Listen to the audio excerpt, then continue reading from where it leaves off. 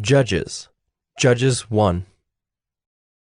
After the death of Joshua, the people of Israel inquired of the Lord, "Who shall go up first for us against the Canaanites, to fight against them?" The Lord said, Judah shall go up. Behold, I have given the land into his hand. And Judah said to Simeon his brother, Come up with me into the territory allotted to me, that we may fight against the Canaanites. And I likewise will go with you into the territory allotted to you. So Simeon went with him. Then Judah went up, and the Lord gave the Canaanites and the Perizzites into their hand, and they defeated 10,000 of them at Bezek. They found Adoni-Bezek at Bezek, and fought against him, and defeated the Canaanites and the Perizzites. Adoni-Bezek fled, but they pursued him, and caught him, and cut off his thumbs and his big toes. And Adoni-Bezek said, 70 kings with their thumbs and their big toes cut off used to pick up scraps under my table, as I have done. So God has repaid me. And they brought him to Jerusalem, and he died there. And the men of Judah fought against Jerusalem, and captured it, and struck it with the edge of the sword, and set the city on fire. And afterward the men of Judah went down to fight against the Canaanites who lived in the hill country, in the Negeb, and in the lowland. And Judah went against the Canaanites who lived in Hebron. Now the name of Hebron was formerly Kiriath Arba. And they defeated Sheshai, and Ahiman, and Talmai. From there they went against the inhabitants of Debir. The name of Debir was formerly Kiriath Sepher. And Caleb said, He who attacks Kiriath Sepher and captures it, I will give him Achsah, my daughter, for a wife. And Othniel, the son of Kenaz, Caleb's younger brother, captured it. And he gave him Achsah, his daughter, for a wife. When she came to him, she urged him to ask her father for a field.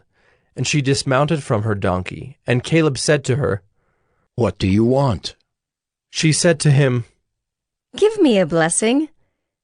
Since you have set me in the land of the Negeb, give me also springs of water. And Caleb gave her the upper springs and the lower springs. And the descendants of the Kenite, Moses' father-in-law, went up with the people of Judah from the city of palms into the wilderness of Judah, which lies in the Negeb near Arad, and they went and settled with the people. And Judah went with Simeon his brother, and they defeated the Canaanites who inhabited Zephath, and devoted it to destruction. So the name of the city was called Hormah. Judah also captured Gaza with its territory, and Ashkelon with its territory, and Ekron with its territory. And the Lord was with Judah, and he took possession of the hill country, but he could not drive out the inhabitants of the plain, because they had chariots of iron. And Hebron was given to Caleb, as Moses had said.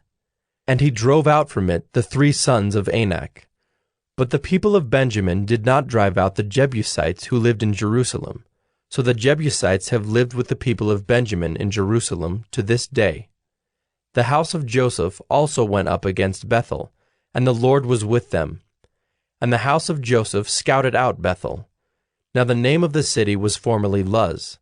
And the spies saw a man coming out of the city, and they said to him, Please show us the way into the city, and we will deal kindly with you. And he showed them the way into the city.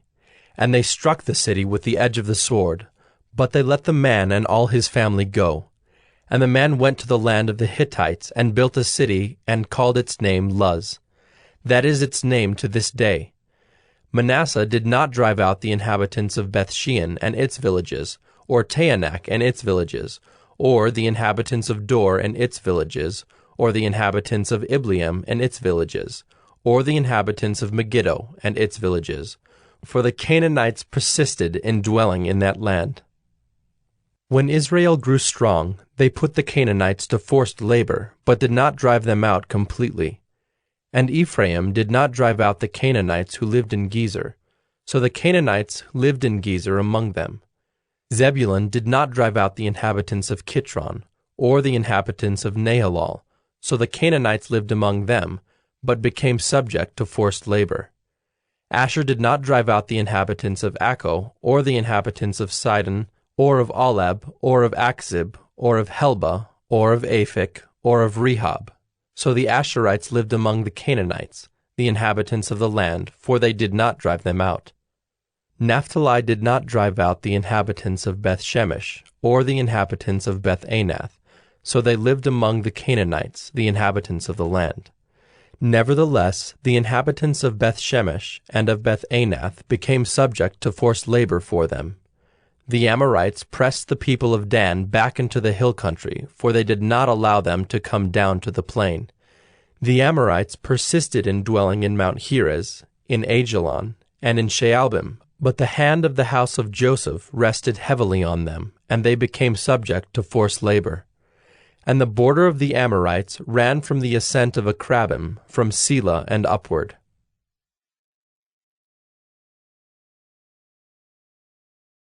Judges 2. Now the angel of the Lord went up from Gilgal to Bochim, and he said, I brought you up from Egypt, and brought you into the land that I swore to give to your fathers. I said, I will never break my covenant with you, and you shall make no covenant with the inhabitants of this land. You shall break down their altars. But you have not obeyed my voice. What is this you have done? So now I say, I will not drive them out before you, but they shall become thorns in your sides, and their gods shall be a snare to you. As soon as the angel of the Lord spoke these words to all the people of Israel, the people lifted up their voices and wept, and they called the name of that place Bochim, and they sacrificed there to the Lord. When Joshua dismissed the people of Israel went each to his inheritance to take possession of the land. And the people served the Lord all the days of Joshua, and all the days of the elders who outlived Joshua, who had seen all the great work that the Lord had done for Israel.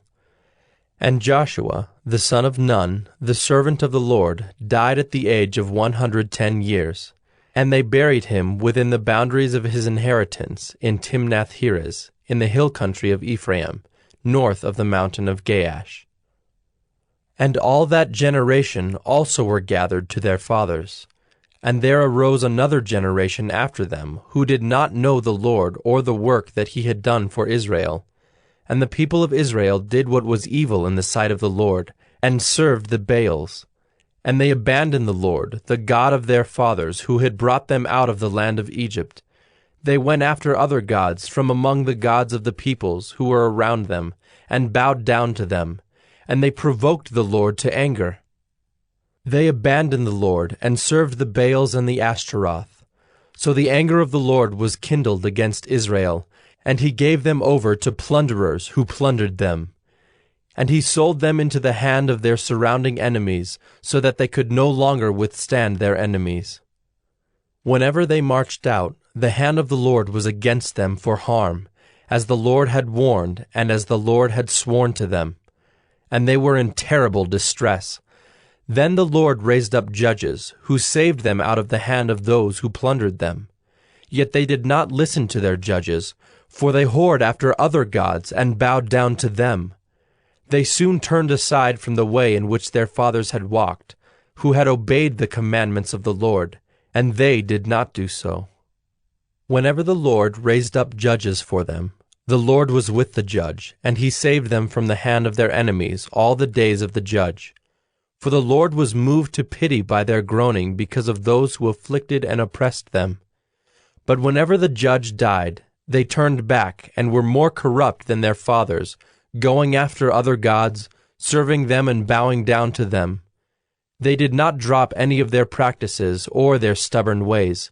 So the anger of the Lord was kindled against Israel, and he said, Because this people has transgressed my covenant that I commanded their fathers and have not obeyed my voice, I will no longer drive out before them any of the nations that Joshua left when he died, in order to test Israel by them, whether they will take care to walk in the way of the Lord as their fathers did or not. So the Lord left those nations, not driving them out quickly, and he did not give them into the hand of Joshua.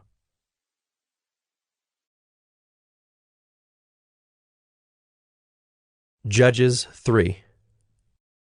Now these are the nations that the Lord left to test Israel by them, that is, all in Israel who had not experienced all the wars in Canaan. It was only in order that the generations of the people of Israel might know war, to teach war to those who had not known it before. These are the nations: the 5 lords of the Philistines, and all the Canaanites, and the Sidonians and the Hivites who lived on Mount Lebanon, from Mount Baal Hermon as far as Lebo Hamath. They were for the testing of Israel, to know whether Israel would obey the commandments of the Lord, which he commanded their fathers by the hand of Moses. So the people of Israel lived among the Canaanites, the Hittites, the Amorites, the Perizzites, the Hivites, and the Jebusites. And their daughters they took to themselves for wives, and their own daughters they gave to their sons, and they served their gods. And the people of Israel did what was evil in the sight of the Lord. They forgot the Lord their God, and served the Baals and the Ashtaroth. Therefore the anger of the Lord was kindled against Israel, and he sold them into the hand of Cushan-Rishathaim, king of Mesopotamia. And the people of Israel served Cushan-Rishathaim 8 years. But when the people of Israel cried out to the Lord raised up a deliverer for the people of Israel, who saved them, Othniel the son of Kenaz, Caleb's younger brother. The Spirit of the Lord was upon him, and he judged Israel. He went out to war, and the Lord gave Cushan-Rishathaim, king of Mesopotamia, into his hand. And his hand prevailed over Cushan-Rishathaim. So the land had rest 40 years. Then Othniel the son of Kenaz died, and the people of Israel again did what was evil in the sight of the Lord. And the Lord strengthened Eglon, the king of Moab, against Israel, because they had done what was evil in the sight of the Lord. He gathered to himself the Ammonites and the Amalekites, and went and defeated Israel, and they took possession of the city of palms. And the people of Israel served Eglon the king of Moab 18 years. Then the people of Israel cried out to the Lord, and the Lord raised up for them a deliverer, Ehud the son of Gera, the Benjaminite, a left-handed man. The people of Israel sent tribute by him to Eglon the king of Moab. And Ehud made for himself a sword with 2 edges, a cubit in length, and he bound it on his right thigh under his clothes. And he presented the tribute to Eglon king of Moab.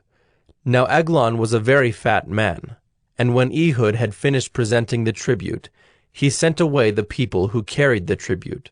But he himself turned back at the idols near Gilgal, and said, I have a secret message for you, O king. And he commanded, Silence! And all his attendants went out from his presence. And Ehud came to him as he was sitting alone in his cool roof chamber.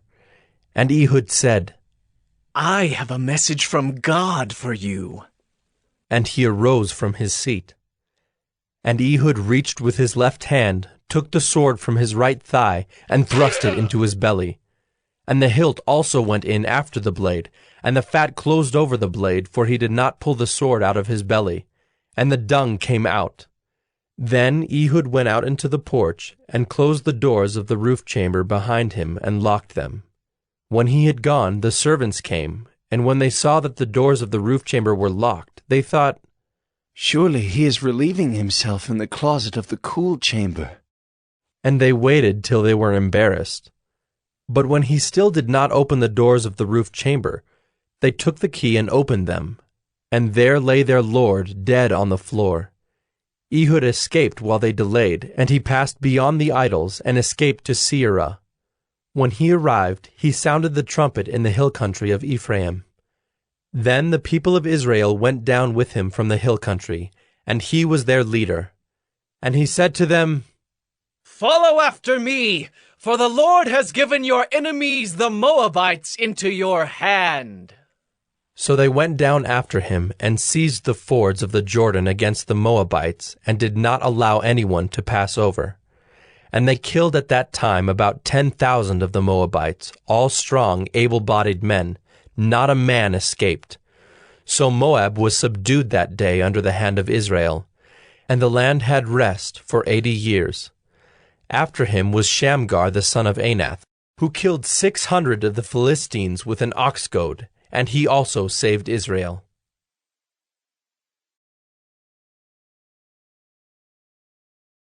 Judges 4. And the people of Israel again did what was evil in the sight of the Lord after Ehud died. And the Lord sold them into the hand of Jabin, king of Canaan, who reigned in Hazor. The commander of his army was Sisera, who lived in Harosheth Hagoyim. Then the people of Israel cried out to the Lord for help, for he had 900 chariots of iron, and he oppressed the people of Israel cruelly for 20 years. Now Deborah, a prophetess, the wife of Lapidoth, was judging Israel at that time. She used to sit under the palm of Deborah between Ramah and Bethel, in the hill country of Ephraim, and the people of Israel came up to her for judgment. She sent and summoned Barak, the son of Abinoam, from Kedesh Naphtali, and said to him, Has not the Lord, the God of Israel, commanded you? Go, gather your men at Mount Tabor, taking 10,000 from the people of Naphtali and the people of Zebulun. And I will draw out Sisera, the general of Jabin's army, to meet you by the river Kishon with his chariots and his troops, and I will give him into your hand. Barak said to her, If you will go with me, I will go. But if you will not go with me, I will not go. And she said, I will surely go with you.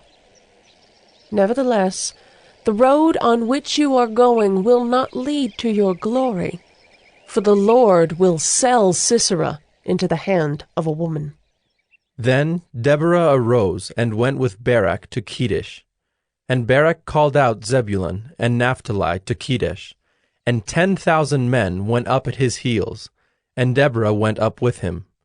Now Heber the Kenite had separated from the Kenites, the descendants of Hobab, the father-in-law of Moses, and had pitched his tent as far away as the oak in Zaanannim, which is near Kedesh.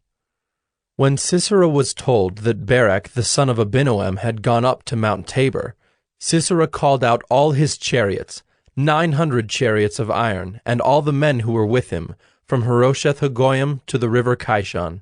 And Deborah said to Barak, Up, for this is the day in which the Lord has given Sisera into your hand.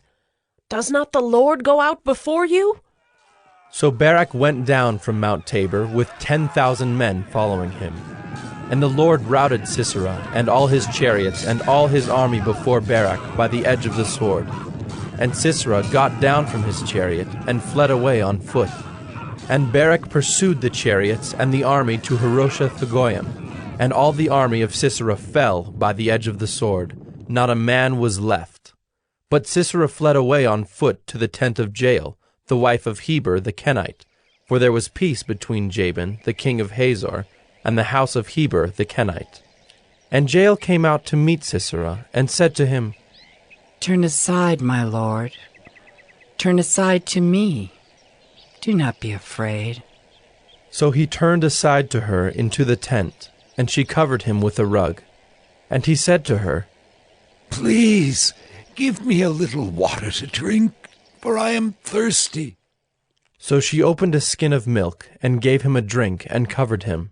And he said to her, Stand at the opening of the tent, and if any man comes and asks you, Is anyone here? Say no. But Jael, the wife of Heber, took a tent peg and took a hammer in her hand. Then she went softly to him, and drove the peg into his temple until it went down into the ground while he was lying fast asleep from weariness. So he died. And behold, as Barak was pursuing Sisera, Jael went out to meet him, and said to him, Come, and I will show you the man whom you are seeking. So he went into her tent, and there lay Sisera dead with the tent peg in his temple. So on that day God subdued Jabin, the king of Canaan, before the people of Israel. And the hand of the people of Israel pressed harder and harder against Jabin, the king of Canaan, until they destroyed Jabin, king of Canaan.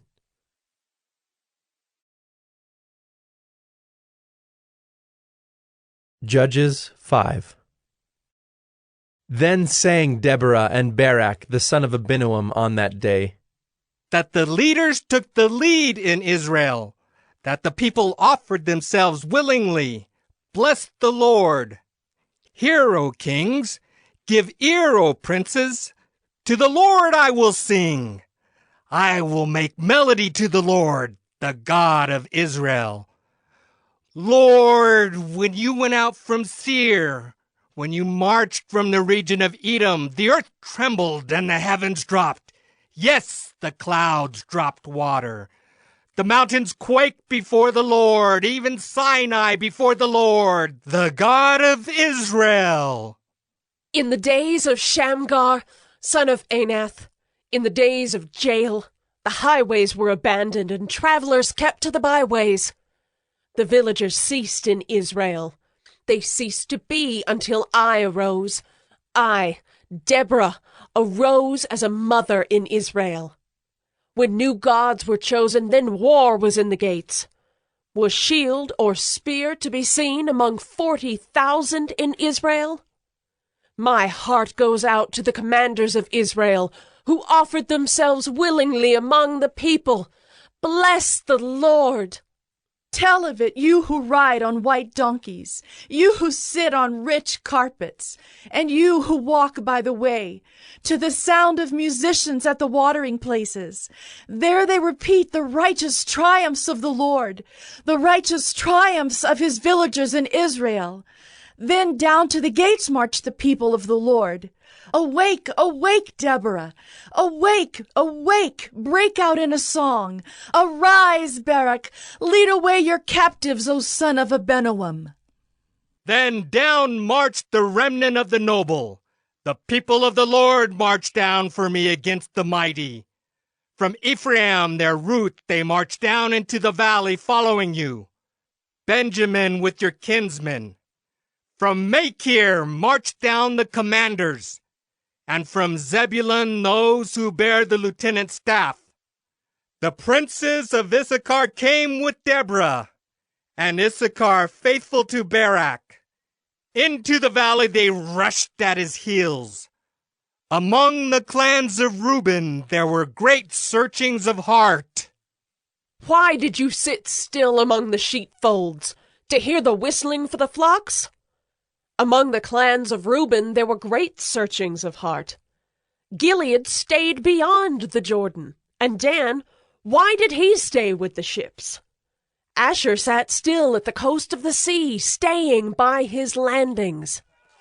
Zebulun is a people who risked their lives to the death. Naphtali, too, on the heights of the field. The kings came, they fought. Then fought the kings of Canaan at Taanach by the waters of Megiddo. They got no spoils of silver. From heaven the stars fought. From their courses they fought against Sisera. The torrent Kishon swept them away, the ancient torrent, the torrent Kishon. March on, my soul, with might. Then loud beat the horse's hoofs with the galloping of his steeds. Curse Meroz, says the angel of the Lord. Curse its inhabitants thoroughly, because they did not come to the help of the Lord, to the help of the Lord against the mighty. Most blessed of women be Jael, the wife of Heber the Kenite, of tent-dwelling women most blessed. He asked water, and she gave him milk. She brought him curds in a noble's bowl. She sent her hand to the tent peg and her right hand to the workman's mallet. She struck Sisera. She crushed his head. She shattered and pierced his temple. Between her feet he sank. He fell. He lay still. Between her feet he sank. He fell. Where he sank, there he fell, dead. Out of the window she peered. The mother of Sisera wailed through the lattice. Why is his chariot so long in coming? Why tarry the hoofbeats of his chariots? Her wisest princesses answer, indeed she answers herself.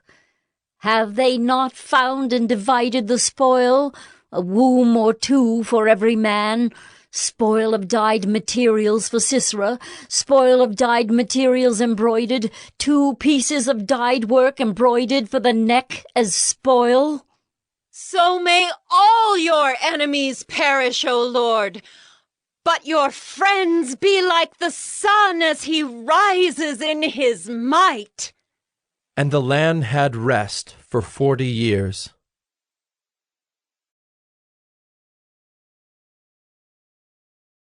Judges 6. The people of Israel did what was evil in the sight of the Lord, and the Lord gave them into the hand of Midian 7 years. And the hand of Midian overpowered Israel. And because of Midian, the people of Israel made for themselves the dens that are in the mountains, and the caves, and the strongholds. For whenever the Israelites planted crops, the Midianites and the Amalekites and the people of the east would come up against them. They would encamp against them and devour the produce of the land as far as Gaza, and leave no sustenance in Israel, and no sheep or ox or donkey. For they would come up with their livestock and their tents. They would come like locusts in number. Both they and their camels could not be counted, so that they laid waste the land as they came in. And Israel was brought very low because of Midian, and the people of Israel cried out for help to the Lord. When the people of Israel cried out to the Lord on account of the Midianites, the Lord sent a prophet to the people of Israel. And he said to them, Thus says the Lord, the God of Israel, I led you up from Egypt, and brought you out of the house of bondage, and I delivered you from the hand of the Egyptians, and from the hand of all who oppressed you, and drove them out before you, and gave you their land. And I said to you, I am the Lord your God. You shall not fear the gods of the Amorites, in whose land you dwell. But you have not obeyed my voice. Now the angel of the Lord came and sat under the terebinth at Ophrah, which belonged to Joash the Abiezrite, while his son Gideon was beating out wheat in the winepress to hide it from the Midianites. And the angel of the Lord appeared to him and said to him, The Lord is with you, O mighty man of valor. And Gideon said to him, Please, sir, if the Lord is with us, why then has all this happened to us? And where are all his wonderful deeds that our fathers recounted to us, saying, Did not the Lord bring us up from Egypt? But now the Lord has forsaken us, and given us into the hand of Midian. And the Lord turned to him and said, Go in this might of yours, and save Israel from the hand of Midian. Do not I send you? And he said to him, Please, Lord, how can I save Israel? Behold, my clan is the weakest in Manasseh, and I am the least in my father's house. And the Lord said to him, But I will be with you, and you shall strike the Midianites as one man. And he said to him, If now I have found favor in your eyes, then show me a sign that it is you who speak with me. Please, do not depart from here until I come to you and bring out my present and set it before you. And he said, I will stay till you return. So Gideon went into his house and prepared a young goat and unleavened cakes from an ephah of flour. The meat he put in a basket, and the broth he put in a pot, and brought them to him under the terebinth, and presented them. And the angel of God said to him, Take the meat and the unleavened cakes, and put them on this rock, and pour the broth over them. And he did so. Then the angel of the Lord reached out the tip of the staff that was in his hand, and touched the meat and the unleavened cakes. And fire sprang up from the rock, and consumed the meat and the unleavened cakes. And the angel of the Lord vanished from his sight. Then Gideon perceived that he was the angel of the Lord. And Gideon said, Alas, O Lord God, for now I have seen the angel of the Lord face to face. But the Lord said to him, Peace be to you. Do not fear, you shall not die. Then Gideon built an altar there to the Lord, and called it, The Lord is Peace. To this day it still stands at Ophrah, which belongs to the Abiezrites. That night the Lord said to him, Take your father's bull, and the second bull 7 years old, and pull down the altar of Baal that your father has, and cut down the Asherah that is beside it, and build an altar to the Lord your God on the top of the stronghold here, with stones laid in due order.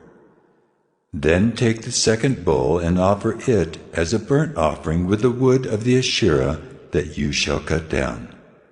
So Gideon took 10 men of his servants, and did as the Lord had told him. But because he was too afraid of his family and the men of the town to do it by day, he did it by night. When the men of the town rose early in the morning, behold, the altar of Baal was broken down, and the Asherah beside it was cut down, and the second bull was offered on the altar that had been built. And they said to one another, Who has done this thing? And after they had searched and inquired, they said, Gideon, the son of Joash, has done this thing. Then the men of the town said to Joash, Bring out your son, that he may die, for he has broken down the altar of Baal and cut down the Asherah beside it. But Joash said to all who stood against him, Will you contend for Baal? Or will you save him? Whoever contends for him shall be put to death by morning. If he is a god, let him contend for himself, because his altar has been broken down. Therefore, on that day, Gideon was called Jerubbaal, that is to say, Let Baal contend against him, because he broke down his altar. Now all the Midianites and the Amalekites and the people of the east came together, and they crossed the Jordan and encamped in the valley of Jezreel. But the Spirit of the Lord clothed Gideon, and he sounded the trumpet, and the Abiezrites were called out to follow him. And he sent messengers throughout all Manasseh, and they too were called out to follow him. And he sent messengers to Asher, Zebulun, and Naphtali, and they went up to meet them. Then Gideon said to God, If you will save Israel by my hand, as you have said, behold, I am laying a fleece of wool on the threshing floor. If there is dew on the fleece alone, and it is dry on all the ground, then I shall know that you will save Israel by my hand, as you have said. And it was so. When he rose early next morning and squeezed the fleece, he wrung enough dew from the fleece to fill a bowl with water. Then Gideon said to God, Let not your anger burn against me. Let me speak just once more. Please, let me test just once more with the fleece. Please, let it be dry on the fleece only, and on all the ground let there be dew. And God did so that night, and it was dry on the fleece only, and on all the ground there was dew.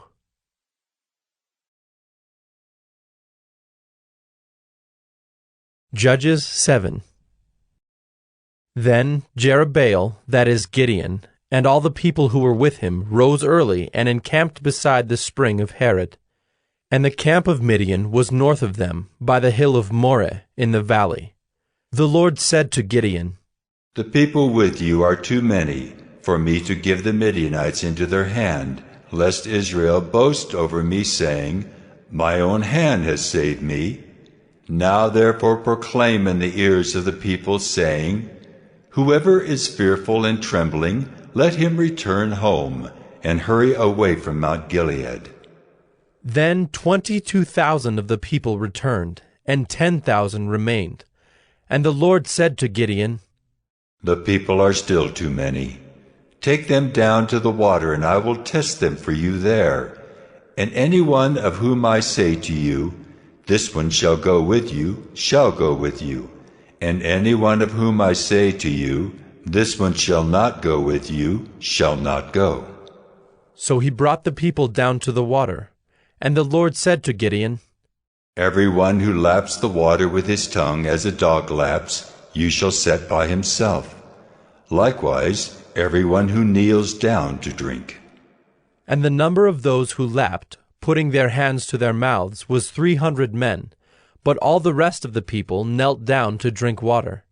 And the Lord said to Gideon, With the 300 men who lapped, I will save you, and give the Midianites into your hand, and let all the others go, every man to his home.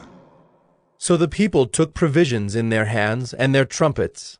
And he sent all the rest of Israel, every man to his tent, but retained the 300 men. And the camp of Midian was below him in the valley. That same night the Lord said to him, Arise, go down against the camp, for I have given it into your hand. But if you are afraid to go down to the camp with Purah your servant, and you shall hear what they say. And afterward your hands shall be strengthened to go down against the camp. Then he went down with Purah his servant to the outposts of the armed men who were in the camp. And the Midianites and the Amalekites and all the people of the east lay along the valley like locusts in abundance, and their camels were without number as the sand that is on the seashore in abundance. When Gideon came, behold, a man was telling a dream to his comrade.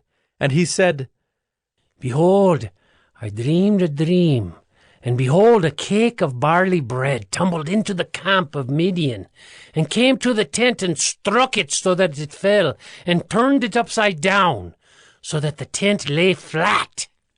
And his comrade answered, This is no other than the sword of Gideon, the son of Joash, a man of Israel. God has given into his hand Midian and all the camp.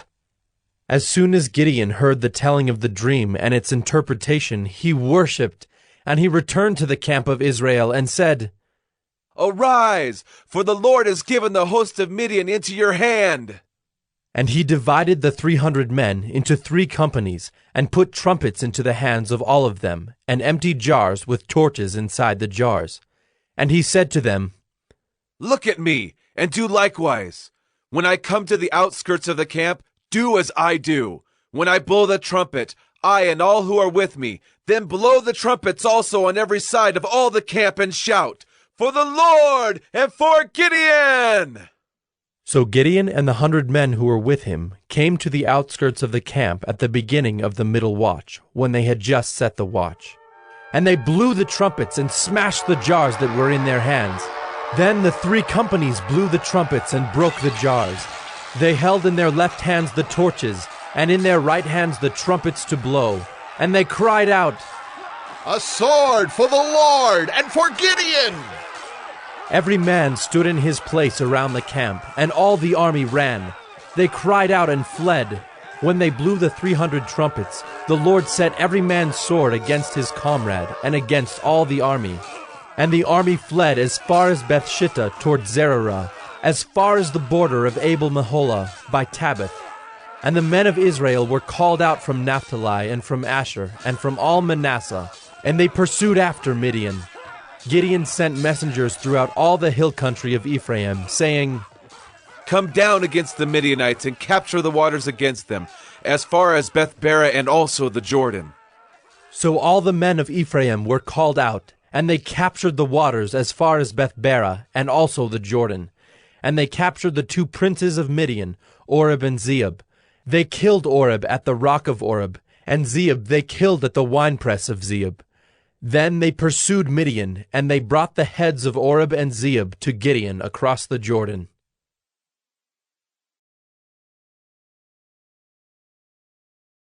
Judges 8. Then the men of Ephraim said to him, What is this that you have done to us, not to call us when you went to fight against Midian? And they accused him fiercely. And he said to them, What have I done now in comparison with you? Is not the gleaning of the grapes of Ephraim better than the grape harvest of Abiezer? God has given into your hands the princes of Midian, Oreb and Zeeb. What have I been able to do in comparison with you?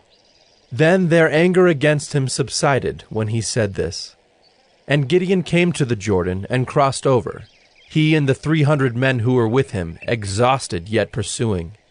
So he said to the men of Succoth, Please give loaves of bread to the people who follow me, for they are exhausted, and I am pursuing after Zebah and Zalmunna, the kings of Midian. And the officials of Succoth said, Are the hands of Zebah and Zalmunna already in your hand, that we should give bread to your army? So Gideon said, Well then, when the Lord has given Zebah and Zalmunna into my hand, I will flail your flesh with the thorns of the wilderness and with briars. And from there he went up to Penuel, and spoke to them in the same way, and the men of Penuel answered him as the men of Succoth had answered. And he said to the men of Penuel, When I come again in peace, I will break down this tower. Now Zebah and Zalmunna were in Karkor with their army, about 15,000 men, all who were left of all the army of the people of the east, for there had fallen 120,000 men who drew the sword. And Gideon went up by the way of the tent dwellers, east of Nobah and Jogbehah, and attacked the army, for the army felt secure. And Zebah and Zalmunna fled, and he pursued them and captured the 2 kings of Midian, Zebah and Zalmunna. And he threw all the army into a panic. Then Gideon the son of Joash returned from the battle by the ascent of Heres, and he captured a young man of Succoth and questioned him. And he wrote down for him the officials and elders of Succoth, 77 men. And he came to the men of Succoth and said, Behold, Zebah and Zalmunna, about whom you taunted me, saying, Are the hands of Zebah and Zalmunna already in your hand, that we should give bread to your men who are exhausted? And he took the elders of the city, and he took thorns of the wilderness and briars, and with them taught the men of Succoth a lesson. And he broke down the tower of Penuel, and killed the men of the city. Then he said to Zebah and Zalmunna, Where are the men whom you killed at Tabor? They answered, As you are, so were they. Every one of them resembled the son of a king. And he said, They were my brothers, the sons of my mother. As the Lord lives, if you had saved them alive, I would not kill you. So he said to Jether his firstborn, Rise and kill them! But the young man did not draw his sword, for he was afraid because he was still a young man. Then Zebah and Zalmunna said, Rise yourself and fall upon us, for as the man is, so is his strength. And Gideon arose and killed Zebah and Zalmunna, and he took the crescent ornaments that were on the necks of their camels. Then the men of Israel said to Gideon, Rule over us, you and your son and your grandson also, for you have saved us from the hand of Midian. Gideon said to them, I will not rule over you, and my son will not rule over you. The Lord will rule over you. And Gideon said to them, Let me make a request of you. Every one of you give me the earrings from his spoil. For they had golden earrings, because they were Ishmaelites. And they answered, We will willingly give them. And they spread a cloak, and every man threw in it the earrings of his spoil. And the weight of the golden earrings that he requested was 1,700 shekels of gold, besides the crescent ornaments and the pendants and the purple garments worn by the kings of Midian, and besides the collars that were around the necks of their camels. And Gideon made an ephod of it, and put it in his city, in Ophrah. And all Israel whored after it there, and it became a snare to Gideon and to his family. So Midian was subdued before the people of Israel, and they raised their heads no more. And the land had rest 40 years in the days of Gideon. Jerubbaal, the son of Joash, went and lived in his own house. Now Gideon had 70 sons, his own offspring, for he had many wives. And his concubine, who was in Shechem, also bore him a son, and he called his name Abimelech. And Gideon, the son of Joash, died in a good old age, and was buried in the tomb of Joash his father, at Ophrah of the Abiezrites. As soon as Gideon died, the people of Israel turned again, and whored after the Baals, and made Baal-berith their god. And the people of Israel did not remember the Lord their God, who had delivered them from the hand of all their enemies on every side, And they did not show steadfast love to the family of Jerubbaal, that is, Gideon, in return for all the good that he had done to Israel.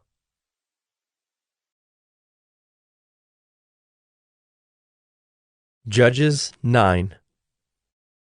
Now Abimelech, the son of Jerubbaal, went to Shechem to his mother's relatives, and said to them and to the whole clan of his mother's family, Say in the ears of all the leaders of Shechem, which is better for you, that all 70 of the sons of Jerubbaal rule over you, or that one rule over you? Remember also that I am your bone and your flesh. And his mother's relatives spoke all these words on his behalf in the ears of all the leaders of Shechem, and their hearts inclined to follow Abimelech, for they said, He is our brother. And they gave him 70 pieces of silver out of the house of Baal-berith, with which Abimelech hired worthless and reckless fellows who followed him. And he went to his father's house at Ophrah, and killed his brothers, the sons of Jerubbaal, 70 men on one stone. But Jotham, the youngest son of Jerubbaal, was left, for he hid himself. And all the leaders of Shechem came together, and all Beth Millo, and they went and made Abimelech king by the oak of the pillar at Shechem. When it was told to Jotham, he went and stood on top of Mount Gerizim, and cried aloud, and said to them, Listen to me, you leaders of Shechem, that God may listen to you. The trees once went out to anoint a king over them, and they said to the olive tree, Reign over us. But the olive tree said to them, Shall I leave my abundance by which gods and men are honored, and go hold sway over the trees? And the trees said to the fig tree, You come. Reign over us. But the fig tree said to them, Shall I leave my sweetness and my good fruit, and go hold sway over the trees? And the tree said to the vine, You come and reign over us. But the vine said to them, Shall I leave my wine that cheers God and men, and go hold sway over the trees? Then all the trees said to the bramble, You come and reign over us. And the bramble said to the trees, If in good faith you are anointing me king over you, then come and take refuge in my shade. But if not, let fire come out of the bramble and devour the cedars of Lebanon. Now, therefore, if you acted in good faith and integrity when you made Abimelech king, and if you have dealt well with Jerubbaal and his house, and have done to him as his deeds deserved, for my father fought for you and risked his life and delivered you from the hand of Midian, and you have risen up against my father's house this day and have killed his sons, 70 men on one stone, and have made Abimelech, the son of his female servant, king over the leaders of Shechem because he is your relative. If you then have acted in good faith and integrity with Jerubbaal and with his house this day, then rejoice in Abimelech, and let him also rejoice in you. But if not, let fire come out from Abimelech, and devour the leaders of Shechem and Beth Millo. And let fire come out from the leaders of Shechem and from Beth Millo, and devour Abimelech. And Jotham ran away and fled and went to Beer and lived there, because of Abimelech his brother. Abimelech ruled over Israel 3 years. And God sent an evil spirit between Abimelech and the leaders of Shechem, and the leaders of Shechem dealt treacherously with Abimelech, that the violence done to the 70 sons of Jerubbaal might come, and their blood be laid on Abimelech their brother who killed them, and on the men of Shechem who strengthened his hands to kill his brothers. And the leaders of Shechem put men in ambush against him on the mountain tops, and they robbed all who passed by them along that way. And it was told to Abimelech. And Gaal, the son of Ebed, moved into Shechem with his relatives, and the leaders of Shechem put confidence in him. And they went out into the field and gathered the grapes from their vineyards, and trod them and held a festival. And they went into the house of their god, and ate and drank, and reviled Abimelech. And Gaal, the son of Ebed, said, Who is Abimelech? And who are we of Shechem that we should serve him? Is he not the son of Jerubbaal? And is not Zebul his officer? Serve the men of Hamor, the father of Shechem? But why should we serve him? Would that this people were under my hand. Then I would remove Abimelech. I would say to Abimelech, Increase your army and come out. When Zebul, the ruler of the city, heard the words of Gaal, the son of Ebed, his anger was kindled, and he sent messengers to Abimelech secretly, saying, Behold, Gaal the son of Ebed and his relatives have come to Shechem, and they are stirring up the city against you.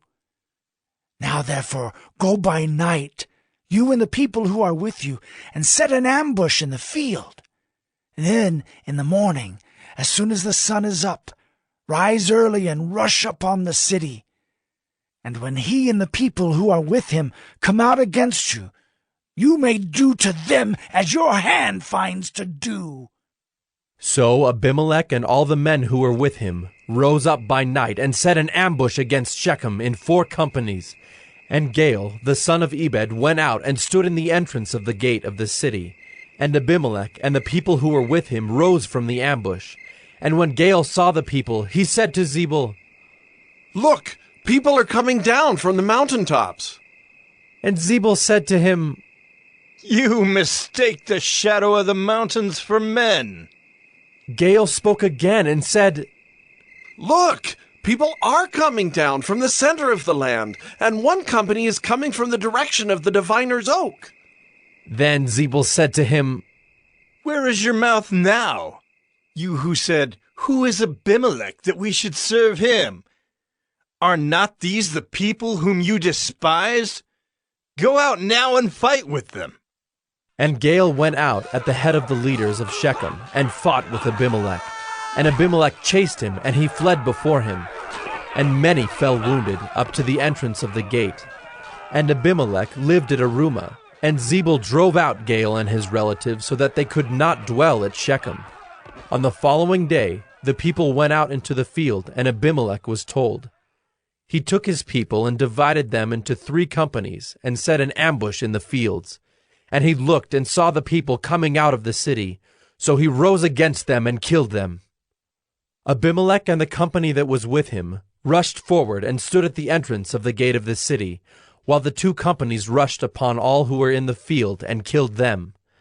And Abimelech fought against the city all that day. He captured the city and killed the people who were in it, and he razed the city and sowed it with salt. When all the leaders of the tower of Shechem heard of it, they entered the stronghold of the house of El-Berith.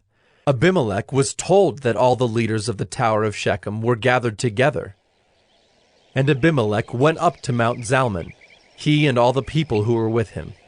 And Abimelech took an axe in his hand, and cut down a bundle of brushwood, and took it up and laid it on his shoulder.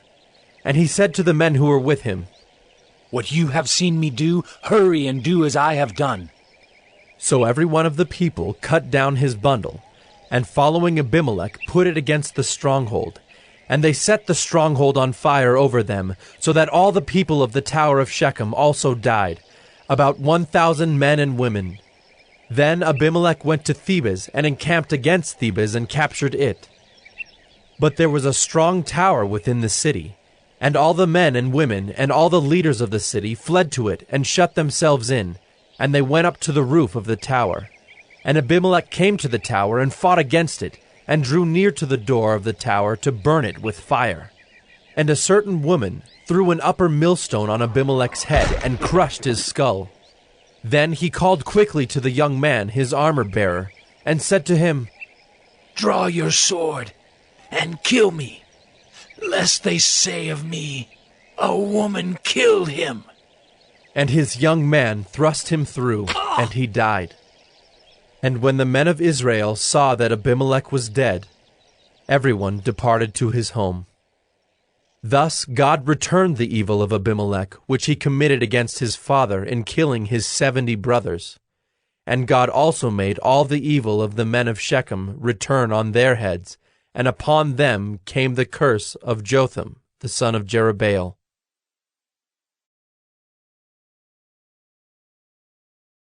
Judges 10.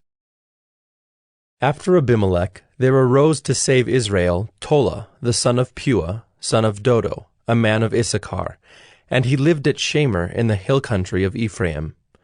And he judged Israel 23 years. Then he died and was buried at Shamer. After him arose Jair the Gileadite, who judged Israel 22 years. And he had 30 sons who rode on 30 donkeys, and they had 30 cities called Havoth Jair to this day, which are in the land of Gilead.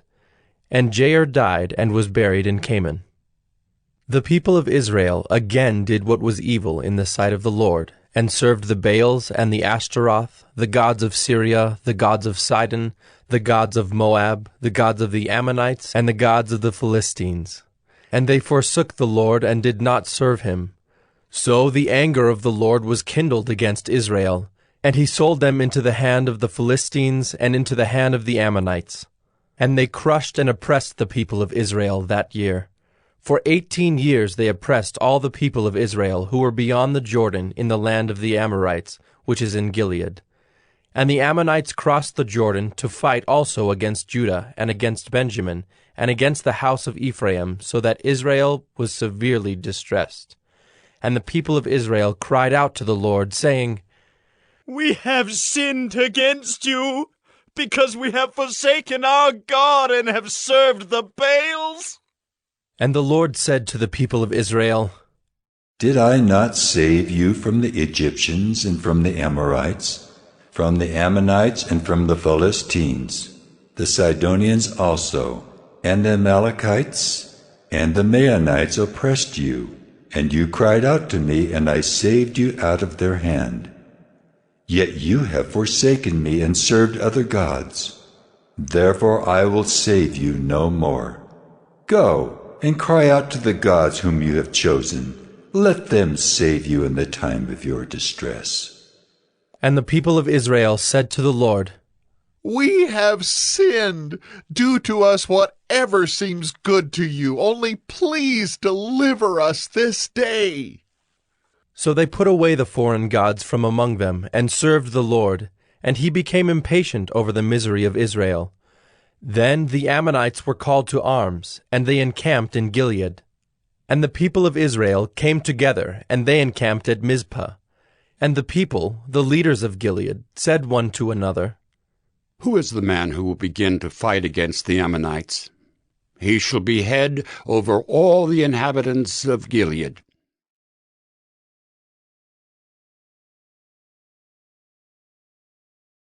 Judges 11.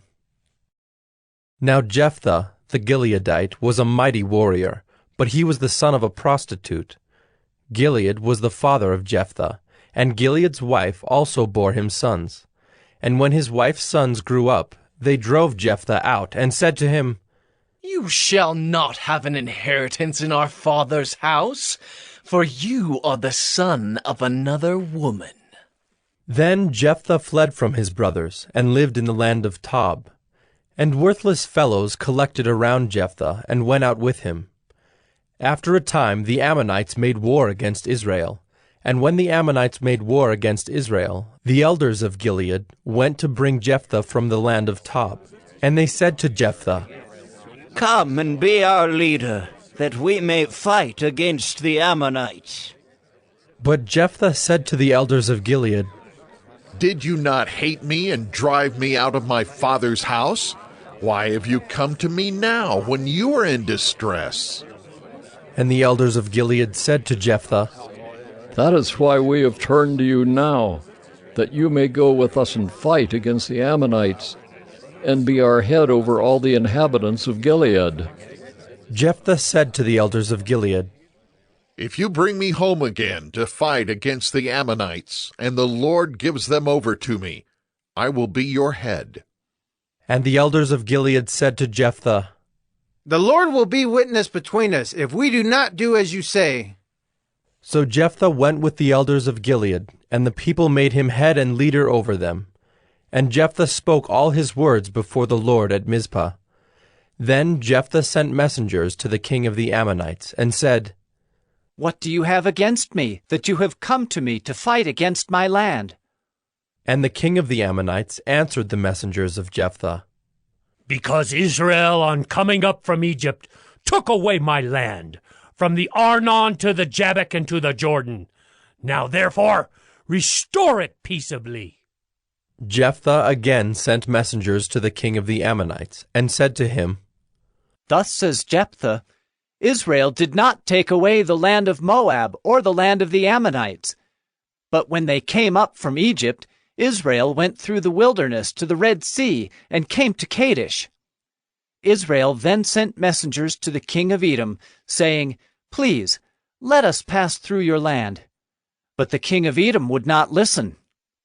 And they sent also to the king of Moab, but he would not consent. So Israel remained at Kadesh.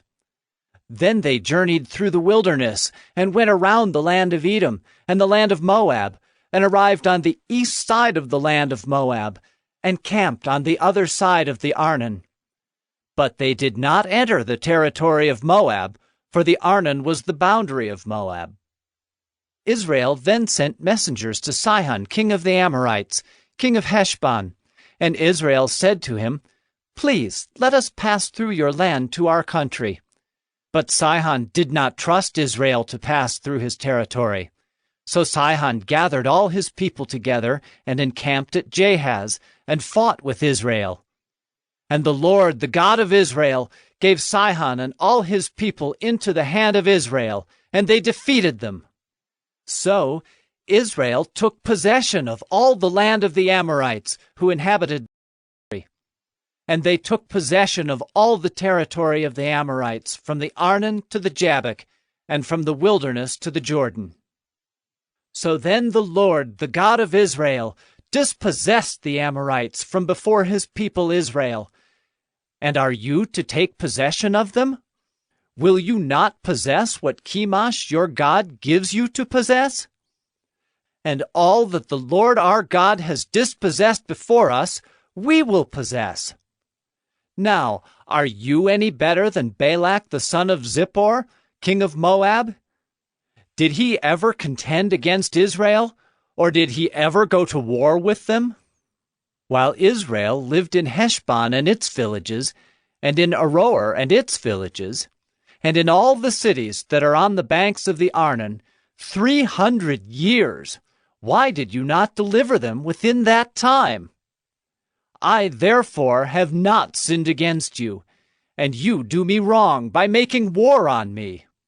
The Lord, the judge, decide this day between the people of Israel and the people of Ammon." But the king of the Ammonites did not listen to the words of Jephthah that he sent to him. Then the Spirit of the Lord was upon Jephthah, and he passed through Gilead and Manasseh, and passed on to Mizpah of Gilead. And from Mizpah of Gilead he passed on to the Ammonites. And Jephthah made a vow to the Lord, and said, "If you will give the Ammonites into my hand, then whatever comes out from the doors of my house to meet me when I return in peace from the Ammonites shall be the Lord's, and I will offer it up for a burnt offering." So Jephthah crossed over to the Ammonites to fight against them, and the Lord gave them into his hand. And he struck them from Aroer to the neighborhood of Minnith, 20 cities, and as far as Abel-Keramim, with a great blow. So the Ammonites were subdued before the people of Israel. Then Jephthah came to his home at Mizpah. And behold, his daughter came out to meet him with tambourines and with dances. She was his only child. Besides her he had neither son nor daughter. And as soon as he saw her, he tore his clothes and said, "Alas, my daughter! You have brought me very low, and you have become the cause of great trouble to me. For I have opened my mouth to the Lord, and I cannot take back my vow." And she said to him, "My father, you have opened your mouth to the Lord. Do to me according to what has gone out of your mouth. Now that the Lord has avenged you on your enemies, on the Ammonites." So she said to her father, Let this thing be done for me. Leave me alone 2 months, that I may go up and down on the mountains and weep for my virginity, I and my companions. So he said, Go. Then he sent her away for 2 months, and she departed, she and her companions, and wept for her virginity on the mountains. And at the end of 2 months she returned to her father, who did with her according to his vow that he had made. She had never known a man, and it became a custom in Israel that the daughters of Israel went year by year to lament the daughter of Jephthah the Gileadite 4 days in the year.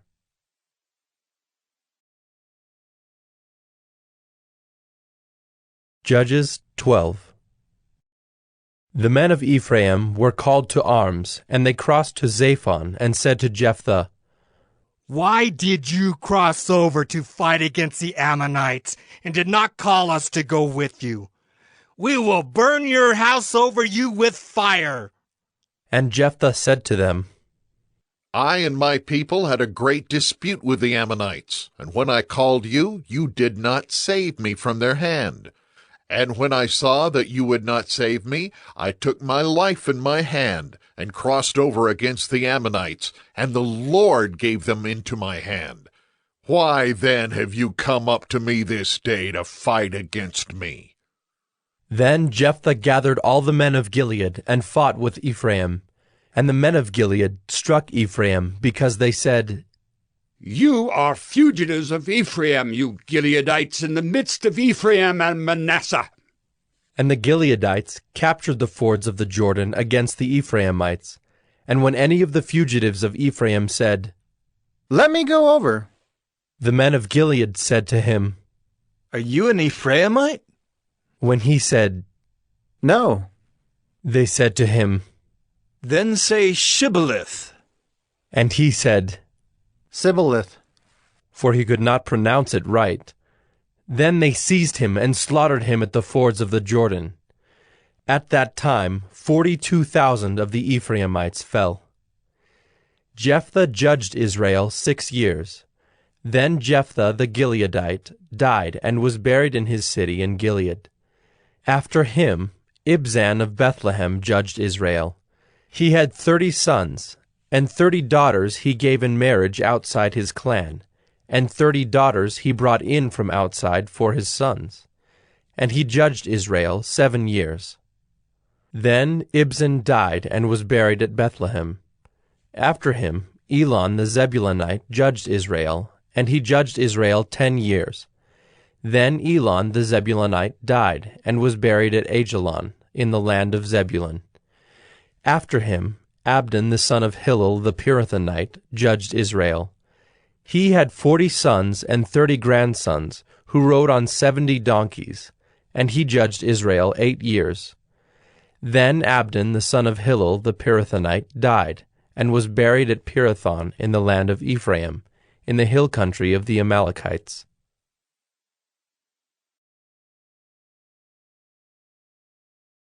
Judges 13. And the people of Israel again did what was evil in the sight of the Lord. So the Lord gave them into the hand of the Philistines for 40 years. There was a certain man of Zorah, of the tribe of the Danites, whose name was Manoah, and his wife was barren and had no children. And the angel of the Lord appeared to the woman, and said to her, Behold, you are barren and have not borne children, but you shall conceive and bear a son. Therefore be careful and drink no wine or strong drink, and eat nothing unclean. For behold, you shall conceive and bear a son. No razor shall come upon his head, for the child shall be a Nazirite to God from the womb, and he shall begin to save Israel from the hand of the Philistines. Then the woman came and told her husband, A man of God came to me, and his appearance was like the appearance of the angel of God, very awesome. I did not ask him where he was from, and he did not tell me his name, but he said to me, Behold, you shall conceive and bear a son, So then drink no wine or strong drink, and eat nothing unclean, for the child shall be a Nazarite to God from the womb to the day of his death. Then Manoah prayed to the Lord and said, O Lord, please let the man of God whom you sent come again to us and teach us what we are to do with the child who will be born. And God listened to the voice of Manoah. And the angel of God came again to the woman as she sat in the field. But Manoah her husband was not with her. So the woman ran quickly and told her husband, Behold, the man who came to me the other day has appeared to me. And Manoah arose and went after his wife, and came to the man and said to him, Are you the man who spoke to this woman? And he said, I am. And Manoah said, Now when your words come true, what is to be the child's manner of life, and what is his mission? And the angel of the Lord said to Manoah, Of all that I said to the woman, let her be careful. She may not eat of anything that comes from the vine, neither let her drink wine or strong drink, or eat any unclean thing. All that I commanded her, let her observe. Manoah said to the angel of the Lord, Please, let us detain you and prepare a young goat for you. And the angel of the Lord said to Manoah, If you detain me, I will not eat of your food. But if you prepare a burnt offering, then offer it to the Lord. For Manoah did not know that he was the angel of the Lord. And Manoah said to the angel of the Lord, What is your name, so that when your words come true, we may honor you? And the angel of the Lord said to him, Why do you ask my name, seeing it is wonderful? So Manoah took the young goat with the grain offering, and offered it on the rock to the Lord, to the one who works wonders. And Manoah and his wife were watching. And when the flame went up toward heaven from the altar, the angel of the Lord went up in the flame of the altar. Now Manoah and his wife were watching, and they fell on their faces to the ground. The angel of the Lord appeared no more to Manoah and to his wife. Then Manoah knew that he was the angel of the Lord. And Manoah said to his wife, We shall surely die, for we have seen God. But his wife said to him, If the Lord had meant to kill us, he would not have accepted a burnt offering and a grain offering at our hands, or shown us all these things, or now announced to us such things as these. And the woman bore a son, and called his name Samson. And the young man grew, and the Lord blessed him. And the Spirit of the Lord began to stir him in Mahaneh-dan, between Zorah and Eshtaol.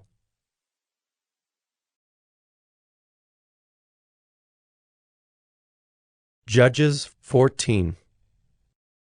Samson went down to Timnah, and at Timnah he saw one of the daughters of the Philistines.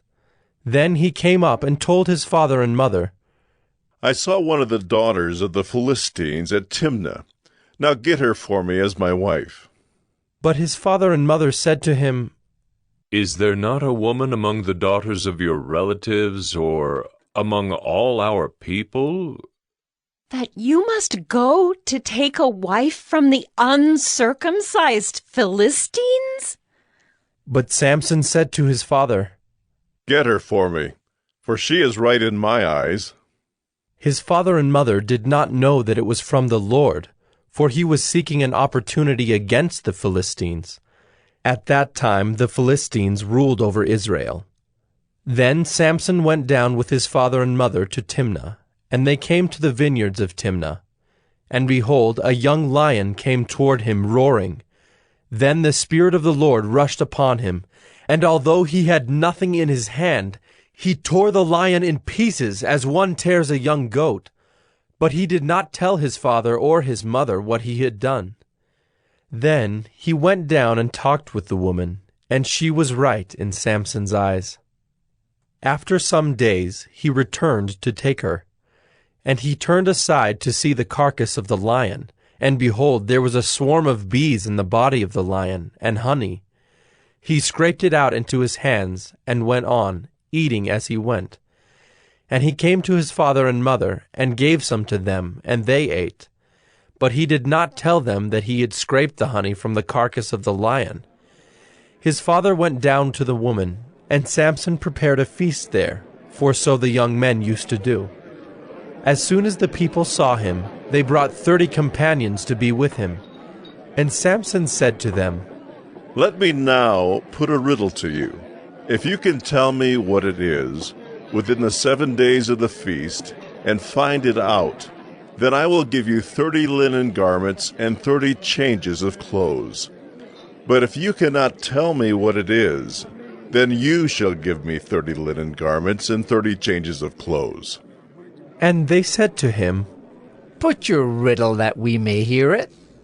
And he said to them, "Out of the eater came something to eat. Out of the strong came something sweet." And in 3 days they could not solve the riddle. On the 4th day they said to Samson's wife, "Entice your husband to tell us what the riddle is, lest we burn you and your father's house with fire. Have you invited us here to impoverish us?"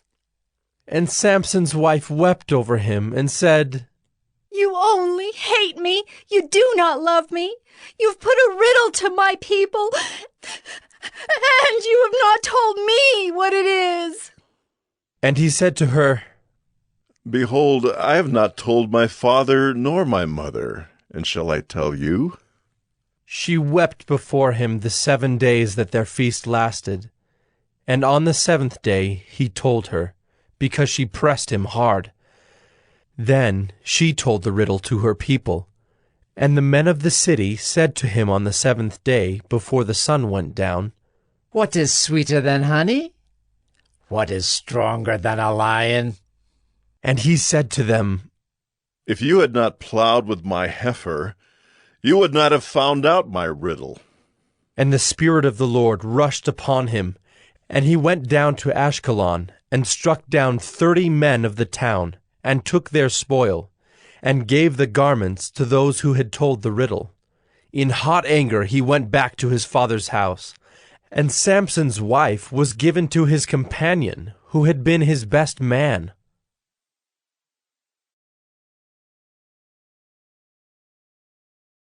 Judges 15.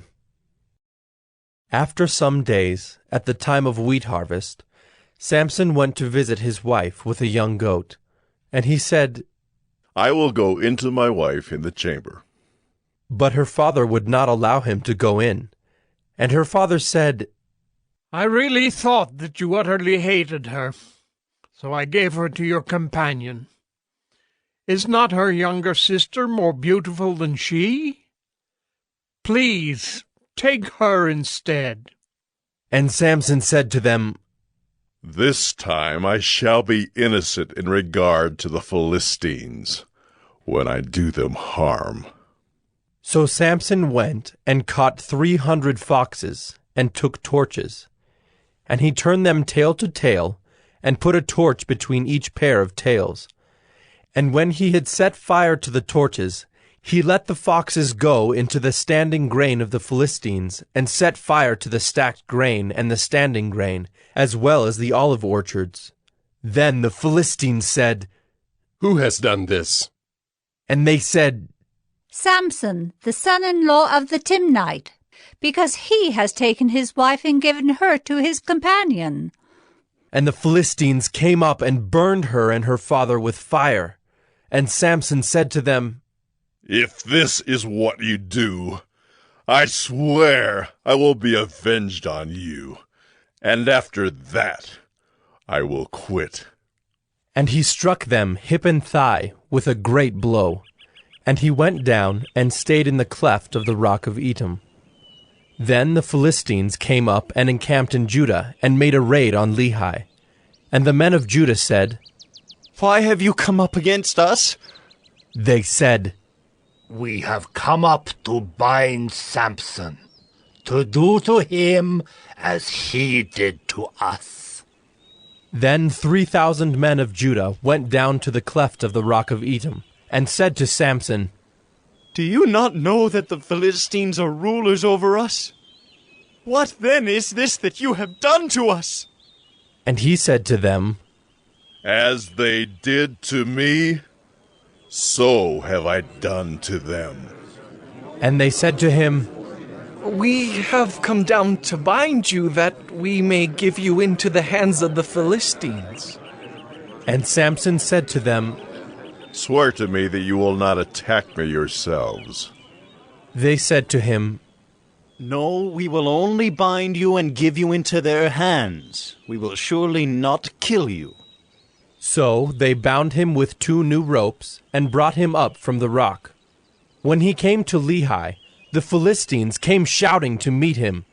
Then the Spirit of the Lord rushed upon him, and the ropes that were on his arms became as flax that has caught fire, and his bonds melted off his hands. And he found a fresh jawbone of a donkey, and put out his hand and took it, and with it he struck 1,000 men. And Samson said, "With a jawbone of a donkey, heaps upon heaps, with a jawbone of a donkey have I struck down 1,000 men."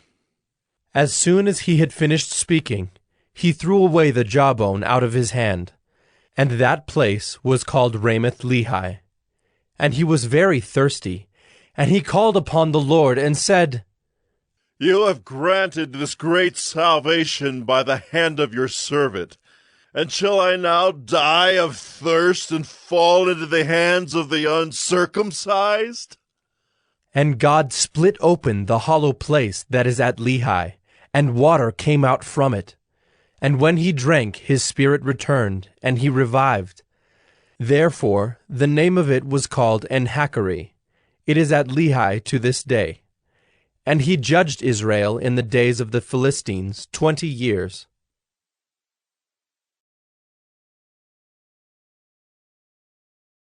Judges 16. Samson went to Gaza, and there he saw a prostitute, and he went into her. The Gazites were told, "Samson has come here."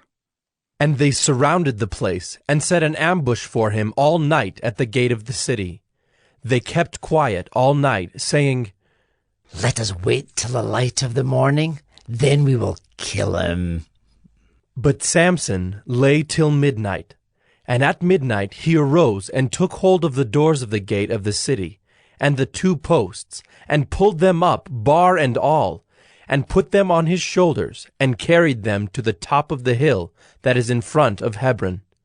After this he loved a woman in the valley of Sorek, whose name was Delilah.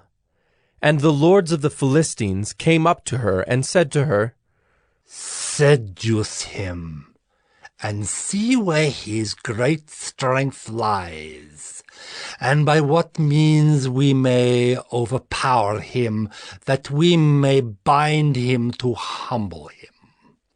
And we will each give you 1,100 pieces of silver."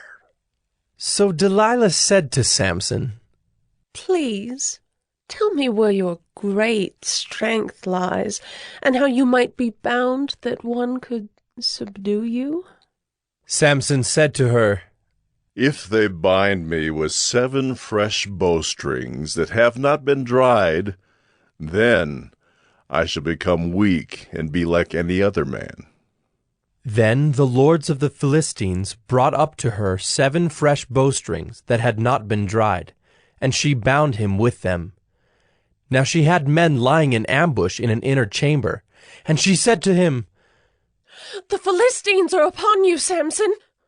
But he snapped the bowstrings as a thread of flax snaps when it touches the fire.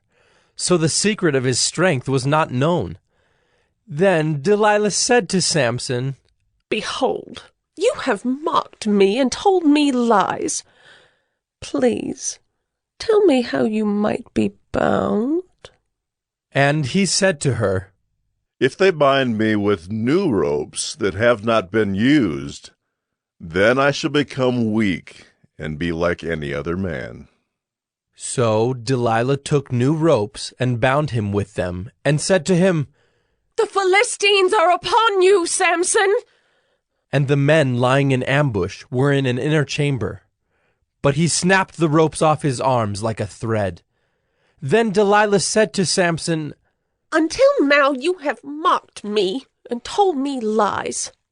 Tell me how you might be bound. And he said to her, If you weave the 7 locks of my head with the web, and fasten it tight with the pin, then I shall become weak and be like any other man. So while he slept, Delilah took the 7 locks of his head and wove them into the web. And she made them tight with the pin, and said to him, The Philistines are upon you, Samson! But he awoke from his sleep, and pulled away the pin, the loom, and the web. And she said to him, How can you say I love you when your heart is not with me? You have mocked me these 3 times, and you have not told me where your great strength lies. And when she pressed him hard with her words, day after day, and urged him, his soul was vexed to death. And he told her all his heart, and said to her, A razor has never come upon my head, for I have been a Nazirite to God from my mother's womb. If my head is shaved, then my strength will leave me, and I shall become weak and be like any other man. When Delilah saw that he had told her all his heart, she sent and called the lords of the Philistines, saying, Come up again, for he has told me all his heart. Then the lords of the Philistines came up to her, and brought the money in their hands. She made him sleep on her knees, and she called a man and had him shave off the 7 locks of his head. Then she began to torment him, and his strength left him. And she said, The Philistines are upon you, Samson! And he awoke from his sleep, and said, I will go out as at other times, and shake myself free. But he did not know that the Lord had left him. And the Philistines seized him, and gouged out his eyes, and brought him down to Gaza, and bound him with bronze shackles. And he ground at the mill in the prison. But the hair of his head began to grow again, after it had been shaved. Now the lords of the Philistines gathered to offer a great sacrifice to Dagon their god, and to rejoice. And they said, Our God has given Samson, our enemy, into our hands. And when the people saw him, they praised their God, for they said, Our God has given our enemy into our hand, the ravager of our country who has killed many of us. And when their hearts were merry, they said, Call Samson, that he may entertain us. So they called Samson out of the prison, and he entertained them. They made him stand between the pillars. And Samson said to the young man who held him by the hand, Let me feel the pillars on which the house rests, that I may lean against them. Now the house was full of men and women. All the lords of the Philistines were there, and on the roof there were about 3,000 men and women, who looked on while Samson entertained. Then Samson called to the Lord and said, O Lord God, please remember me, and please strengthen me only this once. O God, that I may be avenged on the Philistines for my 2 eyes. And Samson grasped the 2 middle pillars on which the house rested, and he leaned his weight against them, his right hand on the one and his left hand on the other. And Samson said, Let me die with the Philistines.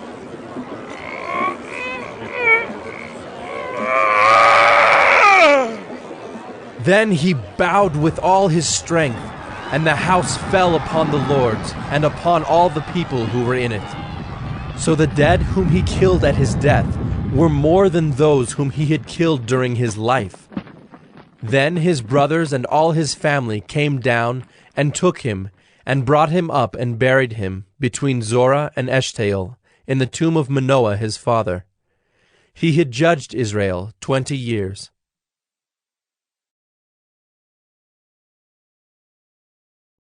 Judges 17. There was a man of the hill country of Ephraim, whose name was Micah. And he said to his mother, The 1,100 pieces of silver that were taken from you, about which you uttered a curse, and also spoke it in my ears, behold, the silver is with me. I took it. And his mother said, Blessed be my son by the Lord. And he restored the 1,100 pieces of silver to his mother. And his mother said, I dedicate the silver to the Lord from my hand for my son, to make a carved image and a metal image. Now therefore I will restore it to you. So when he restored the money to his mother took 200 pieces of silver, and gave it to the silversmith, who made it into a carved image and a metal image.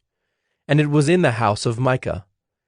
And the man Micah had a shrine, and he made an ephod and household gods, and ordained one of his sons, who became his priest. In those days there was no king in Israel. Everyone did what was right in his own eyes. Now there was a young man of Bethlehem in Judah, of the family of Judah, who was a Levite, and he sojourned there. And the man departed from the town of Bethlehem in Judah to sojourn where he could find a place. And as he journeyed, he came to the hill country of Ephraim, to the house of Micah. And Micah said to him, Where do you come from? And he said to him, I am a Levite of Bethlehem in Judah, and I'm going to sojourn where I may find a place. And Micah said to him, Stay with me, and be to me a father and a priest, and I will give you 10 pieces of silver a year, and a suit of clothes, and your living. And the Levite went in, and the Levite was content to dwell with the man, and the young man became to him like one of his sons. And Micah ordained the Levite, and the young man became his priest, and was in the house of Micah. Then Micah said, Now I know that the Lord will prosper me, because I have a Levite as priest.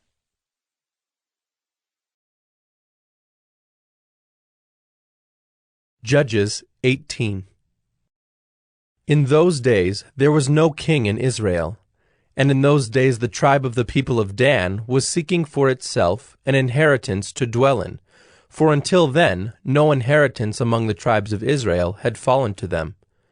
So the people of Dan sent 5 able men from the whole number of their tribe, from Zorah and from Eshtaol, to spy out the land and to explore it.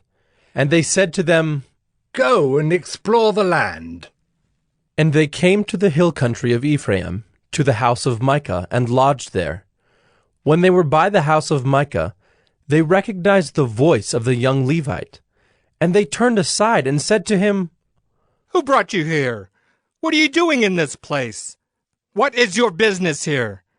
And he said to them, This is how Micah dealt with me. He has hired me, and I have become his priest. And they said to him, Inquire of God, please, that we may know whether the journey on which we are setting out will succeed. And the priest said to them, Go in peace. The journey on which you go is under the eye of the Lord.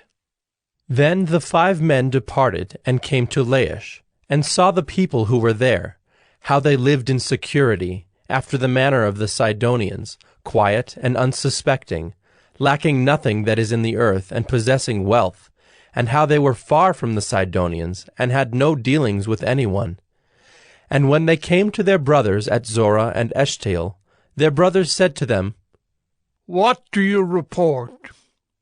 They said, Arise, and let us go up against them, for we have seen the land, and behold, it is very good. And will you do nothing? Do not be slow to go to enter in and possess the land. As soon as you go, you will come to an unsuspecting people. The land is spacious, for God has given it into your hands, a place where there is no lack of anything that is in the earth. So 600 men of the tribe of Dan, armed with weapons of war, set out from Zorah and Eshtaol, and went up and encamped at Kiriath-Jearim in Judah. On this account that place is called Mahaneh-dan to this day. Behold, it is west of Kiriath-Jearim. And they passed on from there to the hill country of Ephraim, and came to the house of Micah. Then the 5 men who had gone to scout out the country of Laish said to their brothers, Do you know that in these houses there are an ephod, household gods, a carved image, and a metal image? Now therefore consider what you will do. And they turned aside there, and came to the house of the young Levite at the home of Micah, and asked him about his welfare. Now the 600 men of the Danites, armed with their weapons of war, stood by the entrance of the gate. And the 5 men who had gone to scout out the land went up and entered and took the carved image, the ephod, the household gods, and the metal image, while the priests stood by the entrance of the gate with the 600 men armed with weapons of war. And when these went into Micah's house and took the carved image, the ephod, the household gods, and the metal image, the priest said to them, What are you doing? And they said to him, Keep quiet. Put your hand on your mouth and come with us, and be to us a father and a priest. Is it better for you to be priest to the house of one man, or to be priest to a tribe and clan in Israel? And the priest's heart was glad. He took the ephod and the household gods and the carved image, and went along with the people.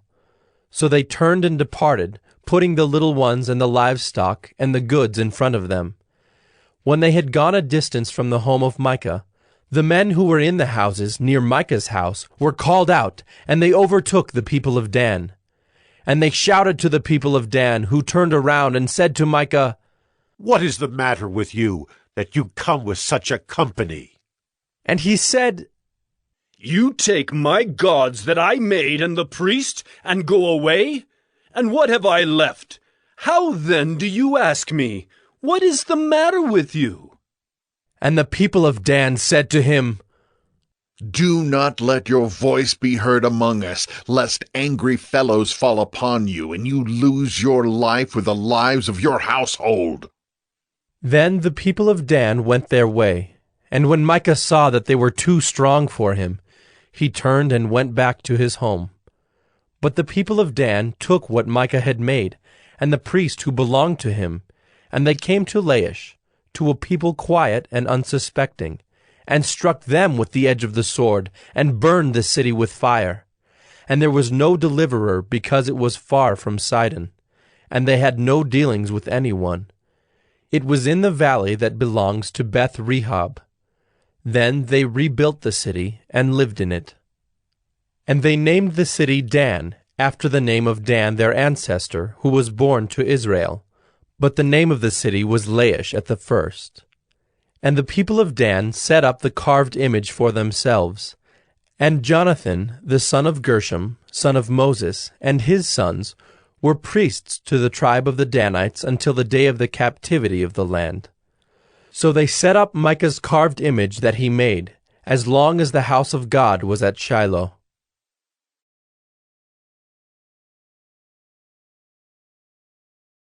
Judges 19.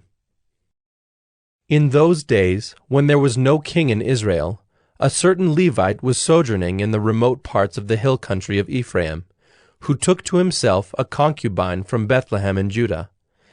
And his concubine was unfaithful to him, and she went away from him to her father's house at Bethlehem in Judah, and was there some 4 months. Then her husband arose and went after her, to speak kindly to her and bring her back. He had with him his servant and a couple of donkeys, and she brought him into her father's house. And when the girl's father saw him, he came with joy to meet him. And his father-in-law, the girl's father, made him stay, and he remained with him 3 days. So they ate and drank and spent the night there. And on the 4th day they arose early in the morning, and he prepared to go. But the girl's father said to his son-in-law, "Strengthen your heart with a morsel of bread, and after that you may go." So the two of them sat and ate and drank together. And the girl's father said to the man, "Be pleased to spend the night, and let your heart be merry." And when the man rose up to go, his father-in-law pressed him till he spent the night there again. And on the 5th day he arose early in the morning to depart. And the girl's father said, "Strengthen your heart, and wait until the day declines." So they ate, both of them. And when the man and his concubine and his servant rose up to depart, his father-in-law, the girl's father, said to him, "Behold, now the day has waned toward evening. Please, spend the night. Behold, the day draws to its close. Lodge here, and let your heart be merry. And tomorrow you shall arise early in the morning for your journey, and go home." But the man would not spend the night.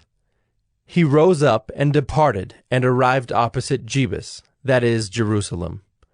He had with him a couple of saddled donkeys, and his concubine was with him. When they were near Jebus, the day was nearly over, and the servant said to his master, "Come now, let us turn aside to this city of the Jebusites, and spend the night in it." And his master said to him, "We will not turn aside into the city of foreigners who do not belong to the people of Israel, but we will pass on to Gibeah." And he said to his young man, "Come, and let us draw near to one of these places, and spend the night at Gibeah, or at Ramah." So they passed on, and went their way. And the sun went down on them near Gibeah, which belongs to Benjamin. And they turned aside there to go in, and spend the night at Gibeah. And he went in, and sat down in the open square of the city, for no one took them into his house to spend the night. And behold, an old man was coming from his work in the field at evening. The man was from the hill country of Ephraim, and he was sojourning in Gibeah. The men of the place were Benjaminites. And he lifted up his eyes, and saw the traveler in the open square of the city. And the old man said, "Where are you going, and where do you come from?" And he said to him, "We are passing from Bethlehem in Judah to the remote parts of the hill country of Ephraim, from which I come. I went to Bethlehem in Judah, and I am going to the house of the Lord, but no one has taken me into his house. We have straw and feed for our donkeys, with bread and wine for me and your female servant and the young man with your servants. There is no lack of anything." And the old man said, "Peace be to you. I will care for all your wants, only do not spend the night in the square." So he brought him into his house, and gave the donkeys feed. And they washed their feet, and ate and drank. As they were making their hearts merry, behold, the men of the city, worthless fellows, surrounded the house, beating on the door. And they said to the old man, the master of the house, "Bring out the man who came into your house, that we may know him." And the man, the master of the house, went out to them, and said to them, "No, my brothers, do not act so wickedly. Since this man has come into my house, do not do this vile thing. Behold, here are my virgin daughter and his concubine. Let me bring them out now. Violate them and do with them what seems good to you, but against this man do not do this outrageous thing." But the men would not listen to him. So the man seized his concubine and made her go out to them. And they knew her and abused her all night until the morning. And as the dawn began to break, they let her go. And as morning appeared, the woman came and fell down at the door of the man's house where her master was, until it was light. And her master rose up in the morning, and when he opened the doors of the house and went out to go on his way, behold, there was his concubine lying at the door of the house, with her hands on the threshold. He said to her, "Get up, let us be going." But there was no answer. Then he put her on the donkey, and the man rose up and went away to his home. And when he entered his house, he took a knife, and taking hold of his concubine, he divided her limb by limb into 12 pieces, and sent her throughout all the territory of Israel. And all who saw it said, "Such a thing has never happened or been seen from the day that the people of Israel came up out of the land of Egypt until this day. Consider it, take counsel, and speak."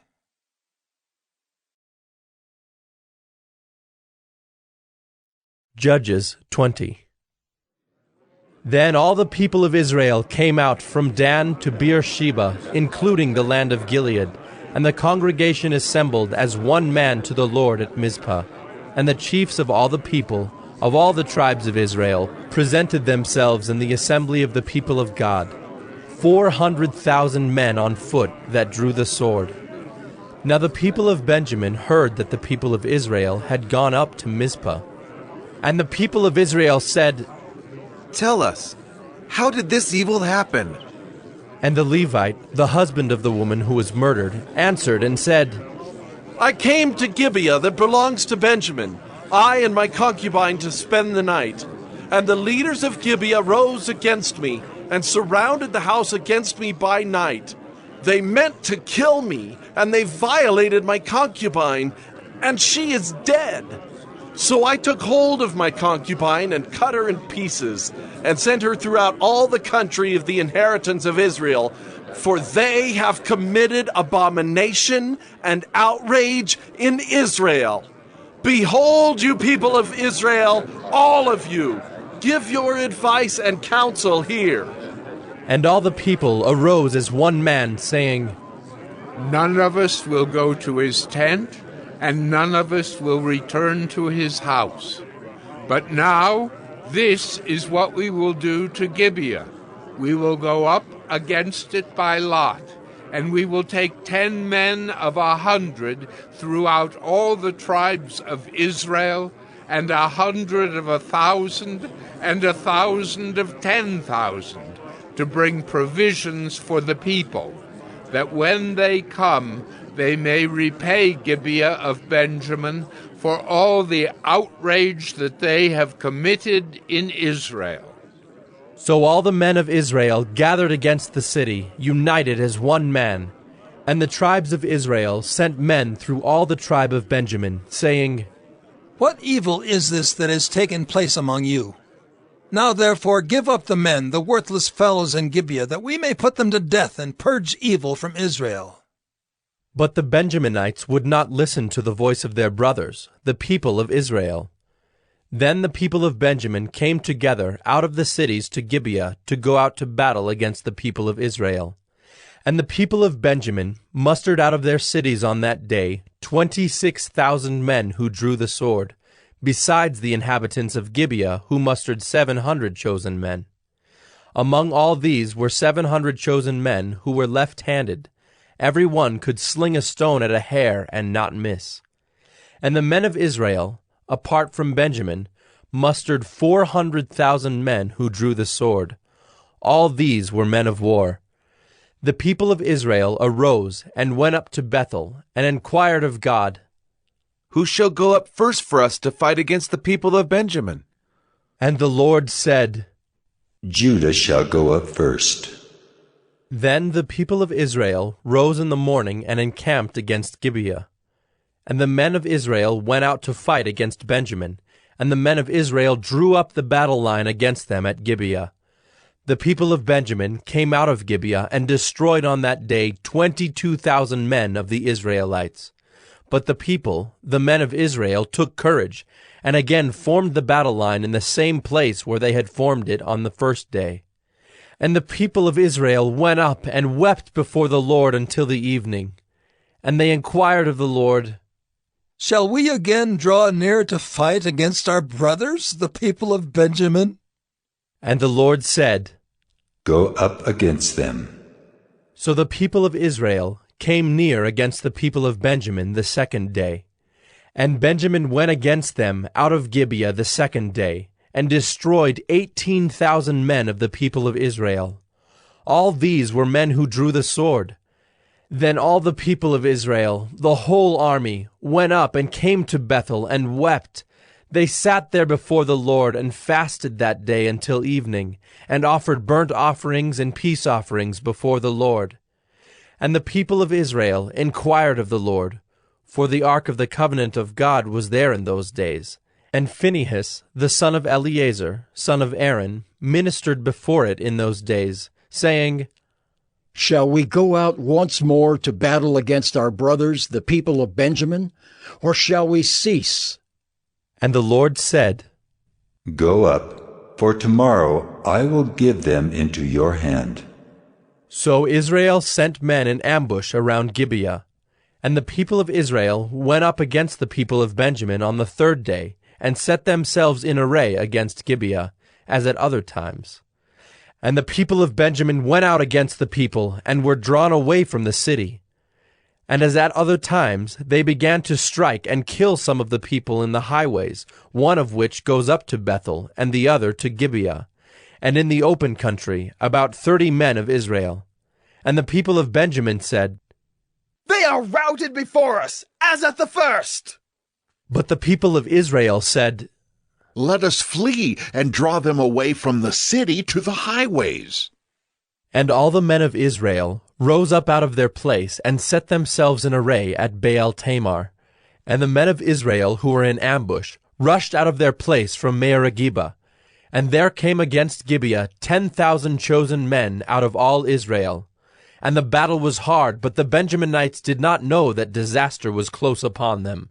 And the Lord defeated Benjamin before Israel, and the people of Israel destroyed 25,100 men of Benjamin that day. All these were men who drew the sword. So the people of Benjamin saw that they were defeated. The men of Israel gave ground to Benjamin, because they trusted the men in ambush whom they had set against Gibeah. Then the men in ambush hurried and rushed against Gibeah. The men in ambush moved out and struck all the city with the edge of the sword. Now the appointed signal between the men of Israel and the men in the main ambush was that when they made a great cloud of smoke rise up out of the city, the men of Israel should turn in battle. Now Benjamin had begun to strike and kill about 30 men of Israel. They said, Surely they are defeated before us, as in the first battle. But when the signal began to rise out of the city in a column of smoke, the Benjaminites looked behind them, and behold, the whole of the city went up in smoke to heaven. Then the men of Israel turned, and the men of Benjamin were dismayed, for they saw that disaster was close upon them. Therefore they turned their backs before the men of Israel in the direction of the wilderness, but the battle overtook them. And those who came out of the cities were destroying them in their midst.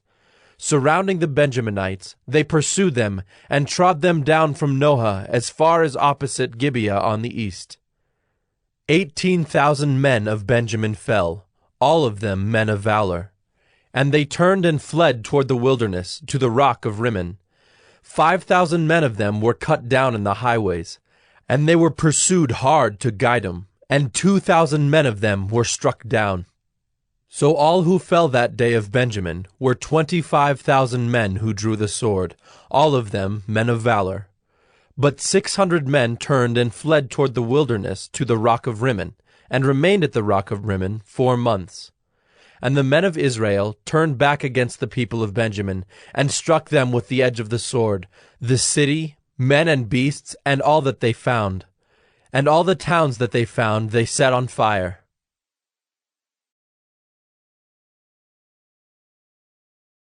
Judges 21. Now the men of Israel had sworn at Mizpah, No one of us shall give his daughter in marriage to Benjamin. And the people came to Bethel, and sat there till evening before God. And they lifted up their voices and wept bitterly. And they said, O Lord, the God of Israel, why has this happened in Israel, that today there should be one tribe lacking in Israel? And the next day the people rose early, and built there an altar, and offered burnt offerings and peace offerings. And the people of Israel said, Which of all the tribes of Israel did not come up in the assembly to the Lord? For they had taken a great oath concerning him who did not come up to the Lord to Mizpah, saying, He shall surely be put to death. And the people of Israel had compassion for Benjamin their brother, and said, One tribe is cut off from Israel this day. What shall we do for wives for those who are left, since we have sworn by the Lord that we will not give them any of our daughters for wives? And they said, What one is there of the tribes of Israel that did not come up to the Lord to Mizpah? And behold, no one had come to the camp from Jabesh-Gilead to the assembly. For when the people were mustered, behold, not one of the inhabitants of Jabesh-Gilead was there. So the congregation sent 12,000 of their bravest men there, and commanded them, Go and strike the inhabitants of Jabesh-Gilead with the edge of the sword, also the women and the little ones.